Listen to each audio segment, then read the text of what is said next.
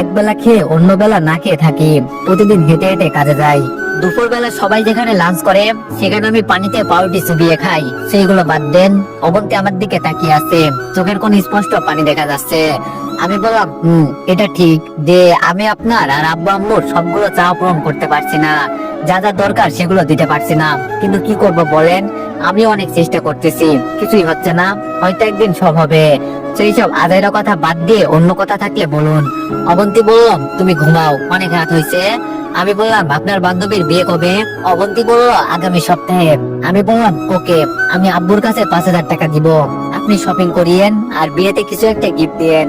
অবন্তী বলল, লাগবে না, আমি বিয়েতে যাব না। আমি বললাম, যাবেন না কেন? অবন্তী বলল, তুমি এত টাকা দিয়ে দিলে ঘর চলবে কিভাবে? আমি বললাম, সেটা আপনার না জানলেও চলবে, এখন ঘুমান। আর কিছু না বলে ঘুমিয়ে গেলাম। অবন্তী কিছু বলতে গিয়েও বলেনি। মাঝরাতে কারো কান্নার শব্দে ঘুম ভেঙে যায়। লাইটটা অন করে দেখি অবন্তী ভাইয়ার ছবিটা নিয়ে বসে আছে আর কান্না করতেছে। আমি বললাম, কি ব্যাপার, আপনি ঘুমাননি এখনো? অবন্তী চুপ করে আছে। আমি বললাম, কি হয়েছে, কথা বলেন না কেন? অবন্তী বলল, না, ঘুমাচ্ছে না, তুমি ঘুমাও। আমি বললাম, কেমনে ঘুমাবো? চিল্লাচিল্লির মধ্যে কি ঘুমানো যায়? অবন্তী বলল, সরি, তুমি ঘুমাও। আমি আবারও ঘুমাতে গেলাম, ঘুমাচ্ছে না। অবন্তীর হাতে ভাইয়ার ছবিটা দেখে ভাইয়ার কথা মনে পড়ে গেল। ঘড়ি দেখলাম 2টা বাজে। আমি উঠে বাসা থেকে বের হয়ে ভাইয়ার কবরের পাশে গেলাম। বসে বসে কল্পনা করতে লাগলাম ভাইয়ার স্মৃতিগুলো। তারপর নিজে নিজে বলতে লাগলাম, ভাইয়া কেমন আছিস? তোর কথা খুব মনে পড়ছে, তাই চলে আসলাম। ভাই, তোর অবন্তীকে আমি সুখে রাখতে পারছি না রে।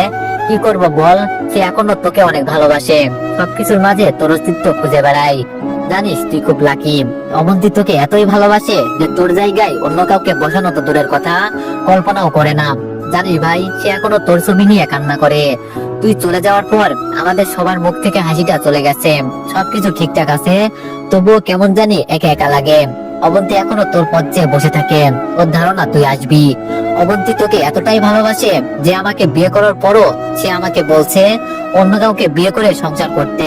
জানিস ভাই, মাঝে মাঝে অবন্তীর উপর খুব রাগ হয়, ইচ্ছে করে ওরে অনেক বোকা দিই, কিন্তু ওর দিকে তাকালেই তোর কথা মনে পড়ে। জানিস ভাই, আমারও অনেক কষ্ট হয় তোকে ছাড়া থাকতে, চাইলেও ভেঙে পড়তে পারি না আব্বু আম্মুর কথা চিন্তা করে। ভাই, তুই যেমন আমাদের সব চাওয়া পাওয়া মিটিয়েছিলি, আমি তেমন পারছি না রে ভাই। ভাই, তুই আমাকে মাফ করে দিস।